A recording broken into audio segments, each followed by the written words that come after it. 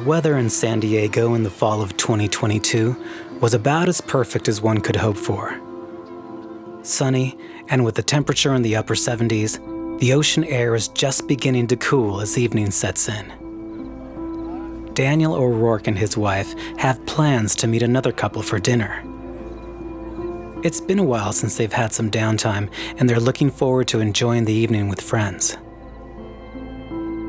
As the conversation turns from greetings and pleasantries to more substantial matters, Daniel mentions he's been busy trying to solve a family mystery. It is a question that has been haunting the family for generations now. His grandmother, Marjorie, had disappeared in 1950 without explanation, apparently walking out on her husband, abandoning her family, and leaving behind everything she knew in Boston, Massachusetts. Searching for, and even needing answers as to why she left, Daniel's father had hired a private investigator in the early 1980s to track down where Marjorie might have ended up in an attempt to reconnect with his mother. But this did not turn up any new leads, and the trail had once again gone cold. Now, decades later, Daniel has been passed the torch, and he has taken on the responsibility of finding his grandmother. Coincidentally, his friend at the table is a genealogist and, intrigued by the story, offers to help. Mind if I take a look? She asks. Any assistance would be appreciated, of course, and the dinner begins to wind down.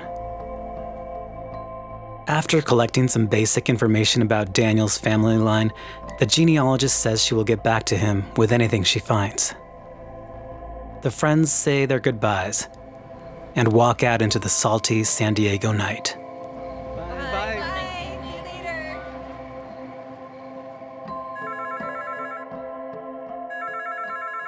2 days later, Daniel's phone rings. The genealogist has some information for him, but what she uncovers would turn the entire case on end and tear a family apart. You are listening to Murdercast. Murder, a primal evil that lurks in mankind. In all of us, the ability. In some of us, the drive. Some killers are caught and brought to trial. Others escape justice to live and die in infamy. These individuals are examined here on Murdercast.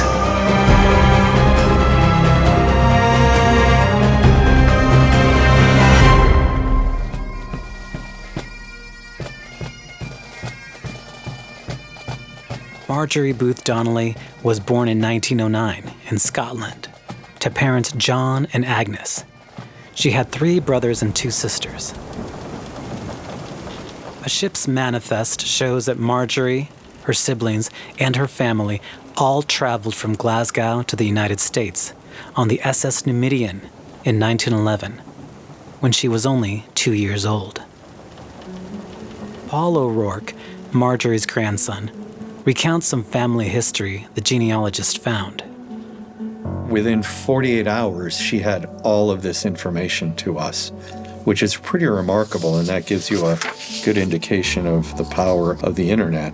This genealogist got a full history, digs up the newspaper articles, birth certificates, manifests from the ship that Marjorie came over on back in 1911. So she's got this full chronological story that she tells with regard to Marjorie's life, but also her death. Then again, what happened to all of my dad's siblings and their father, my grandfather. So it's just kind of an interesting history to be able to go through. Part of what the genealogist uncovered was a series of newspaper articles regarding Marjorie's disappearance that the family had never seen before. We didn't even have the news reports from the Globe that Marjorie had been missing and or that she was presumed to be the woman they found murdered. Her name was Marjorie. She was born Marjorie Booth Donnelly back in 1909 in Scotland. She was one of 5 children. There were 3 brothers and 2 sisters. My grandfather was a U.S. citizen. He was born in Massachusetts, and his name was Bertrand. So she and my grandfather met in Massachusetts. The family suffered some hardships after moving to the United States, including the tragic death of Marjorie's older brother, William, in 1927, who was electrocuted while working as an electrician. By the time she was 21 years old, in 1930, Marjorie had married Bertrand O'Rourke in Beverly, Massachusetts, and the couple looked forward to starting a family. A year later, their first son was born. Marjorie and Bertrand, or Bert as he was sometimes called, grew their family by having 3 more sons and a daughter in the ensuing years. But the middle child, Robert, will be the one to tirelessly search for his mother after she disappears. The account of Marjorie's disappearance, according to her husband Bertrand, was as follows. On September 21st, 1950, Marjorie left the house, saying she was going to the grocery store, but never returned. According to Bertrand, Marjorie had done this before, but always returned after a few days. Note that this was never substantiated by any of Marjorie's children. None of them had any recollection of their mother leaving for any period of time and then returning. However, Bertrand used this claim as the reason he did not report Marjorie's disappearance until 2 months later. This is recounted in a November 1950 article that appears in the Boston Globe. A Beverly mother of 4 children who has been missing since September 29th is being sought today by the police at the request of her husband. Mrs. Marjorie O'Rourke, 42, is the wife of Bertrand L. O'Rourke. When she left the house, she was wearing a black skirt, green blouse, and high-heeled black suede shoes. She took no extra clothing with her. Her husband, who said she had left home for short periods before, described her as 5 feet 8 inches in height, weighing 120 pounds, blue eyes, light brown hair, and a slight build. She had an upper front tooth missing. During this time, not all is going well for the O'Rourkes. Because of financial hardships, the couple and their 5 children were forced to move into Marjorie's parents' home, and the marriage between Marjorie and Bert became strained. He had an interesting life, heavy drinker, really couldn't hold down a job. I know that she and my grandfather had a tumultuous and physical relationship. He was a heavy drinker. Apparently, after he would drink, would be abusive physically to her, hence the missing tooth. The entire family ended up living with her parents. So imagine having your daughter, son-in-law, and at that point, 5 kids living with you, and I'm sure that was not a pleasant situation. After getting back on their feet, Marjorie and Bertrand were able to move their family into a new home. Soon after, according to Bertrand, Marjorie left for the supermarket and was never seen again. If Marjorie had never disappeared and then returned like her husband asserted, why had he not reported her missing for 2 months?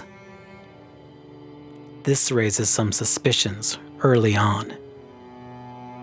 What's interesting to me is the fact that he waits 2 months to not report it for 2 months. That's weird. With Marjorie gone and a house full of children needing care, the responsibilities were too much for Bertrand.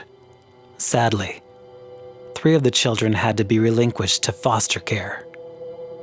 My dad had to go to foster care. He and his 2 younger siblings, they lived in foster care until my dad was 18. And that's another part of the family tragedy is those 3 get separated. He had to go to a different school. He had to make new friends. He had to live with strangers. without his siblings. So that plays a heavy toll on a 10-year-old kid, that's for sure. April 1951. Gloucester, Massachusetts. A group of 6 teenagers from Farmingham State Teachers College are picnicking at Roth's Chasm, today a 10-acre park located on Boston's North Shore. Its numerous hiking trails, rock formations, and scenic views of the Atlantic Ocean make it a popular tourist attraction. The chasm itself, said to be named after a freed slave from the Civil War, is a beautiful but treacherous fissure in the shoreline cliffs. Favored by rock climbers who scale the cliffs with ropes after high tide to observe the natural rock formations, it can be a dangerous place and has a history of claiming several lives. As the 6 teenage girls set up their picnic area, one of them spots something that catches her eye, and she wanders over to examine. What she's spotted, next to a large boulder, under some brush, and 200 yards south of the posh Magnolia Casino, is the skeletal remains of a murdered woman. Terrified, the girls summon authorities.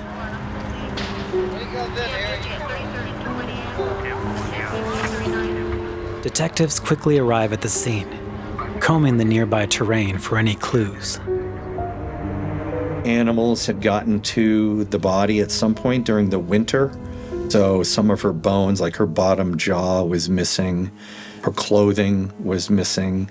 The only thing that they found was a girdle and some stockings, a pair of glasses, which were about 20 feet away.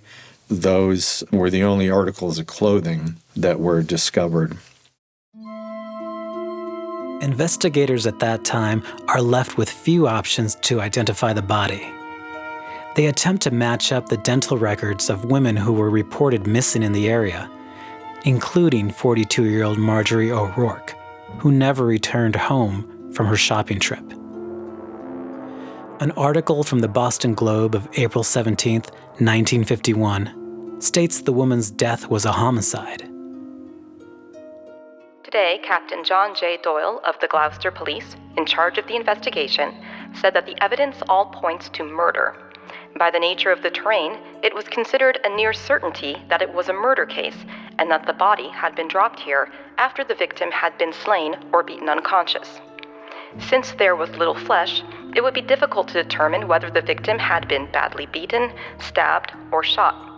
No fractures were discovered by Assistant Medical Examiner George J. Poas in a preliminary investigation of the skull and body bones.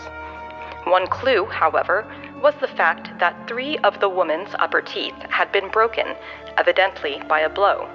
The lower jawbone was missing, but a fragment of this bone was found about 15 feet from the other remains. Police theorize an animal had been responsible for its removal from the skull. Rain and darkness hampered the search in the area last evening.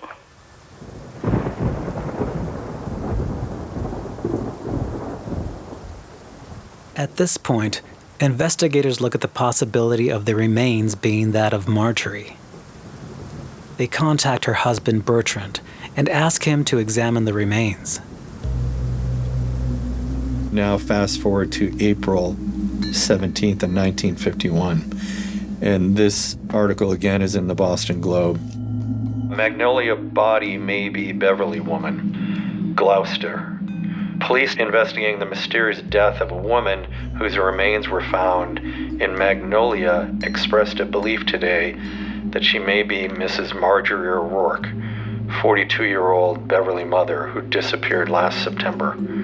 Investigators said that the tooth structure of the skeleton bore certain resemblances to that of the missing Beverly woman. The fragments of clothing found near the body in the Magnolia Reservation nearby Roth's Chasm and the Magnolia Casino were sent to the Beverly Police Station. There, Bertrand L. O'Rourke of 153 Hale Street, Beverly, was to identify the skeletal remains and the articles of clothing.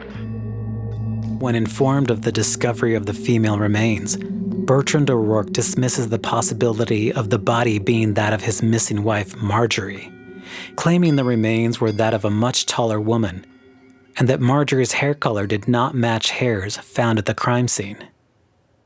Today, police found several strands of gray-brown hair near the skeletal remains. The police description of the missing O'Rourke woman said that she had light brown hair. The dead woman's upper dental chart showed that 3 teeth were missing. In general, her dental condition was good at the time of death. Mr. Bertrand O'Rourke, a Lynn General Electric employee, has expressed a belief that the skeleton was that of a woman much taller than his missing wife. Interestingly, Bertrand did not mention the woman's remains being found to anyone in the family, and neither did he mention being asked by authorities to look at the remains. My grandfather did go to the police station, and they had the skeleton laid out on a table, and he immediately said, "No, that's not her. Marjorie, she's not tall enough." You're talking about a skeleton at this point. To get any sort of reference as to her height based on that is pretty far-fetched. What's interesting to me is the fact that he does not say anything to anybody. You get called into the police and they think they found your missing wife, and you don't say anything to anybody about that, which to me just adds to the whole spotlight on him. That they found this body and that he went down to identify it and then said that it was not her because it was too tall. That information only came out when the report was done in the Boston Globe. So none of the family knew any of that. They all kept with the original story that she left, she ran away. After a time, there is no further movement on the case. The remains found in Roth's Chasm are never identified, and Marjorie O'Rourke is never seen again. The story spun by Bertrand O'Rourke was that Marjorie had essentially abandoned her family, never returning from that shopping trip, blaming her for having to place his children into the foster care system. It's a big story in our family that our grandmother just left, abandoned our dad and his 2 younger siblings. I mean, who could do that? And it's a story that I've been told since I was a young child. My dad, he explained that, the whole scenario of his mom going to the supermarket and never coming back, it was my grandmother's fault. This left so many unanswered questions. And as the years go by, Marjorie's son Robert becomes determined to find his mother. Why did she leave her family? And where is she now? He told me oftentimes he would walk down streets and think that he would see her. He was working in Massachusetts at the time, so he was in Boston. So when he would walk down the streets, he would think that he saw her. That was always weighing on him, not knowing what happened and or where she was. Unfortunately, Marjorie's son Robert passed away without any concrete answers as to what happened to his mother, still believing that she had abandoned her family. So my dad, again, goes to his grave not knowing, still thinking that she's out there somewhere. He, in fact, hired private investigators. This was back in the late 70s, early 80s, and they came up with nothing, which is really surprising to me because there are articles, right? The Boston Globe ran articles about this. My dad always said to us that his mother left and never came back. Before my dad passed, he did not know the information that I'm telling you today. So he passed with the knowledge that she had just left. She disappeared. Alcoholism and abuse can affect not just an immediate family, but future generations to come. A moment of carelessness and thoughtlessness can last a lifetime and beyond. It's this intergenerational trauma that can send ripple effects across a family for decades. My grandfather, Bertrand, he ends up living in a boarding home. My dad and the two younger siblings get separated and go into foster care. And to kind of show you kind of how things come full circle, my grandfather ends up dying in a boarding house, which was then repeated in the next generation. My uncle, Jimmy, who's the younger sibling, he ends up dying in a boarding house in LA about 10 years ago, 12 years ago. My dad, he was married 4 times. My Uncle Jack was married twice. Peggy was never married. She ends up dying of a drug overdose. It just shows you the cyclical psychology, if you will, of having a messed up family life, and your father who's a heavy drinker, and I don't know if he was physically abusive to my grandmother. I mean, I could see it getting carried away to the point where he commits murder and then hides her body north of where they lived. In retrospect, during a time when law enforcement perhaps showed too much deference to the patriarch of the family, investigators could have looked more closely at Bertrand rather than simply accept his account that his wife had run off. I wish that the police would have pushed a little further with him, but in hindsight, the end result would have been the same. You know, had they pushed and had they convicted him, my dad and his siblings would have ended up in foster care. And then they would have had to live with the fact that their dad murdered their mom. Marjorie's grandson is faced with the question of, which is the lesser of two evils? Believing that your grandmother abandoned her family of 3 children, leaving them to fend for themselves in an overburdened foster care system? Or what perhaps may be an even darker reality, that your grandfather brutally murdered your grandmother, denying her children of ever growing up with their mother's love. We grew up with the understanding that our grandmother walked out abandoned 3 kids. It's impactful. You know, as a parent, you just can't get your head around. So look at the impact that that had on my dad and his siblings, because there's now a lot more questions than there were before. Before, it was, well, she abandoned her kids, right? She walked out on them, and she's a bad person for doing that. And now it is, wait a minute, that doesn't seem to be what happened. And now the focus or the spotlight is shining on our late grandfather and his very suspicious activities. A, once she left and him not reporting it, then B, them finding a body, he going in to identify a skeleton and him not saying anything. That to me is very, very suspicious. Though neither scenario offers any satisfaction, the truth may ultimately offer some semblance of closure and eventually lead to a healing of the resentment that has been held for far too long. I personally am glad that I know, because I had very negative feelings toward my grandmother. Again, someone I never knew, but I wouldn't be here without her, and I totally understand that.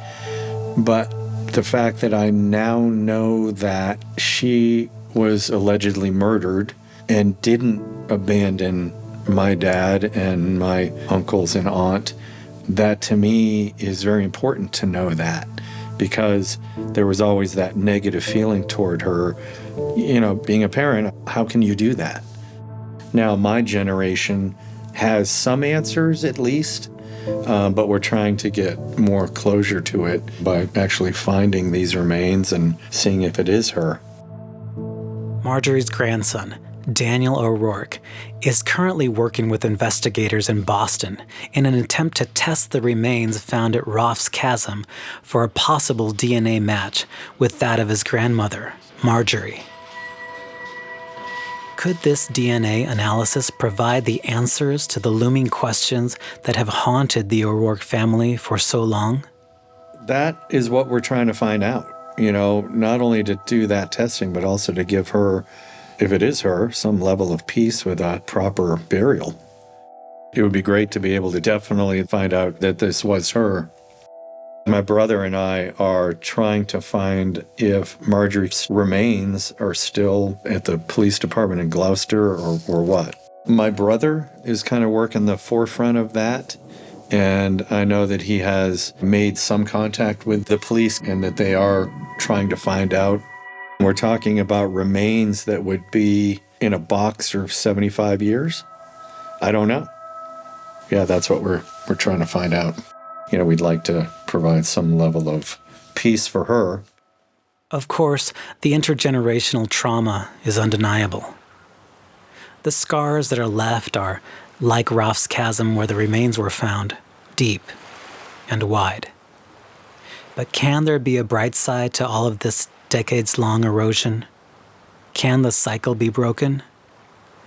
What's interesting is I think what it's done for my generation, and I'm speaking of, my siblings, is that it's created a pretty rock-solid foundation for family, because we see how our previous generation, they were affected by the loss of their mother and being put into foster care, and, that really kind of messed up their personal lives. But I think my generation can look at it as a learning experience and really take stock in family and the importance of that. Justice delayed is justice denied. But hopefully, now, 73 years after her disappearance, Marjorie can have peace, and her family can have closure. In fact, the dark cloud over the O'Rourke family is clearing up, and Paul O'Rourke looks forward to his own and his children's future. I now work for a large nonprofit. I'm their vice president for marketing, and I absolutely love my job. We're very lucky. We've got 3 amazing kids. Our daughter, Jamie, is about to turn 30, and she lives in Austin. And then we've got a son, Jake, who is finishing up grad school here at the U of A, getting his master's in journalism. He and his girlfriend just celebrated their 9th anniversary, so we hope that there's a wedding in their future. My son, Liam, has always been very creative with music and the tech part of what you guys do, and he's done very well, so we're very proud of him. We will keep you abreast on any future developments in this case. Thank you to Paul and Liam O'Rourke for sharing their family's story with us. And thank you for listening to Murdercast.